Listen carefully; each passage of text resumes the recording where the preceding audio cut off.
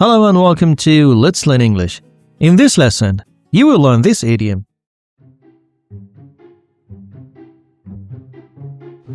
Not today. He wanted to jump into the pool, but he chickened out at the last moment. Chicken out. This idiom means to decide not to do something, usually at the last minute, because you are too afraid. Examples. He wanted to jump into the pool, but he chickened out at the last moment.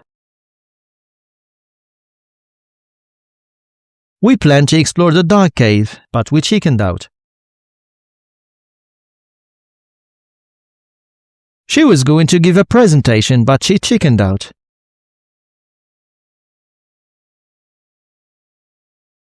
I wanted to ask her out, but I chickened out.